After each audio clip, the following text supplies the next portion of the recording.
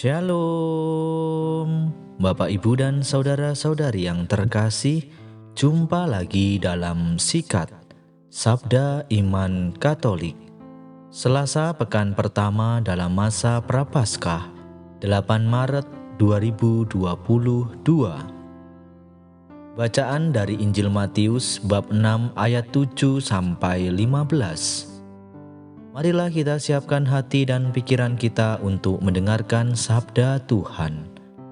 Semoga Tuhan beserta kita, sekarang dan selama-lamanya.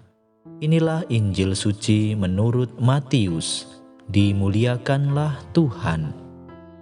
Dalam khotbah di bukit, Yesus berkata kepada murid-muridnya, "Dalam doamu janganlah kamu bertele-tele, seperti kebiasaan orang yang tidak mengenal Allah.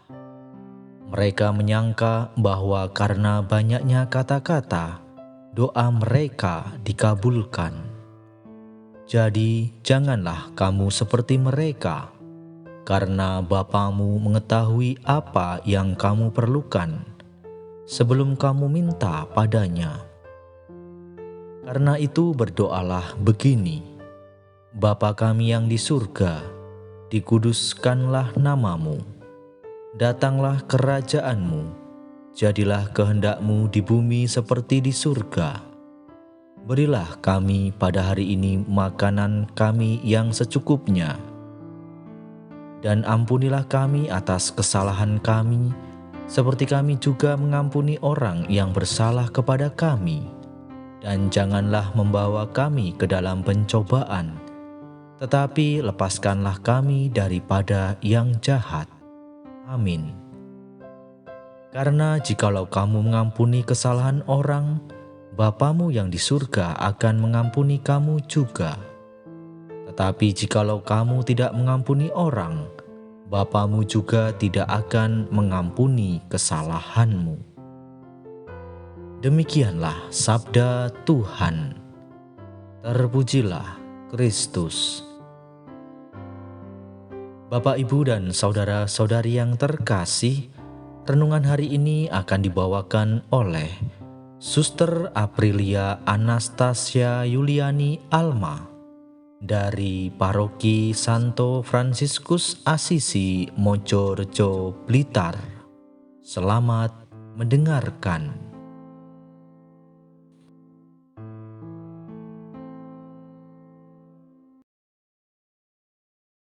Bapak, Ibu, dan saudara-saudari yang dikasihi Tuhan, apa kabar? Semoga Anda semua senantiasa diberi kesehatan, kesejahteraan, dan kebahagiaan untuk menjalani kehidupan di sepanjang hari ini. Saudara-saudariku yang terkasih, Injil yang baru saja kita dengarkan hari ini mengajarkan kita tentang bagaimana doa itu menjadi sesuatu yang bernilai dan berarti bagi hidup kita. Nah, pertanyaannya, apakah selama ini ada doa yang tidak berarti? Bapak, Ibu, dan saudara-saudari yang terkasih, jelas dari bacaan Injil hari ini, dalam khotbahnya di bukit, Yesus pun menegaskan, bahkan melarang para muridnya supaya tidak berdoa dengan cara yang bertele-tele.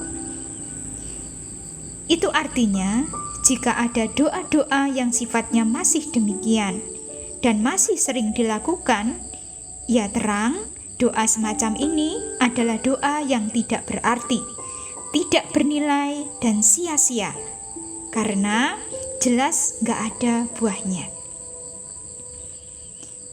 Nah, sesuatu yang dilakukan dengan sia-sia dan pada akhirnya gak ada gunanya, apakah pantas jika terus-terusan dilakukan? Maka Yesus memberitahu rahasia doa yang benar dan tidak bertele-tele, yaitu dengan mendoakan doa seperti yang diajarkan Yesus. Saudara-saudari dan Bapak Ibu sekalian yang saya kasihi, kalau kita perhatikan dan renungkan inti dari doa yang diajarkan Yesus, sesungguhnya doa itu baru menjadi berarti karena doa itu sungguh memiliki kekuatan yang mampu mengubah cara hidup manusia yang mendoakan doa tersebut. Menurut Kamus Alkitab, doa itu adalah tindakan menghubungkan diri dengan Tuhan, baik dengan perkataan maupun tanpa perkataan. Ya, artinya ada doa yang diucapkan, tapi ada juga doa yang dibatinkan, ya Bapak Ibu. Nah, yang disebut dengan perkataan itu yaitu bahwa doa itu ya sesuatu yang diucapkan dengan kata-kata dan menggunakan bahasa yang baik dan benar. Misalnya ya seperti doa yang sudah diajarkan oleh Yesus, di mana doa yang diucapkan itu memiliki beberapa unsur penting. Yang pertama adalah menyapa Tuhan dengan kata-kata yang sopan, yaitu memanggil dengan sebutan Bapa.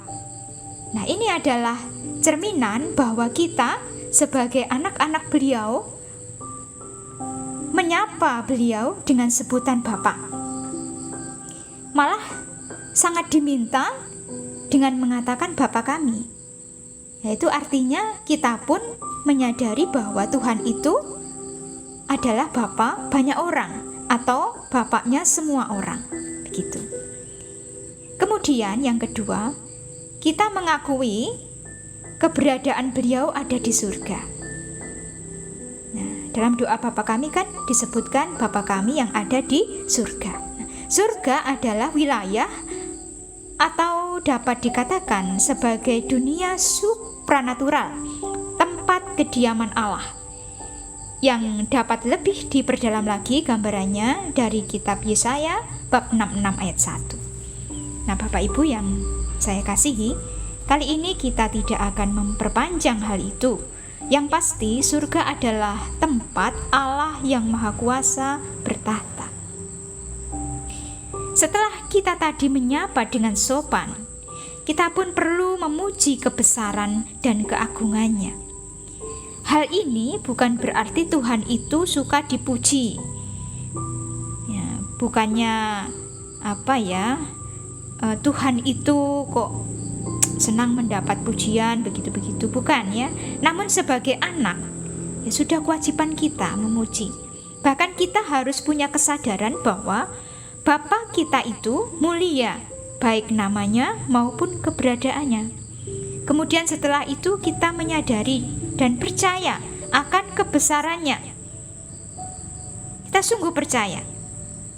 Nah, setelah kita percaya, kita juga perlu berpasrah diri bahwa apapun yang akan terjadi dalam hidup kita, kita perlu membiarkan Tuhan yang mengaturnya dan bukan kita yang memaksa Tuhan mengikuti kehendak kita. Hal ini tercetus dari kata-kata, "Datanglah kerajaanmu dan jadilah kehendakmu di atas bumi seperti di dalam surga." Bapak, Ibu, dan saudara-saudariku yang dikasihi Tuhan, sadar atau tidak, kita sering salah arti dengan doa di bagian ini. Kita sering memaksa Tuhan bertindak menurut kemauan kita dan bukan menurut rencana Tuhan.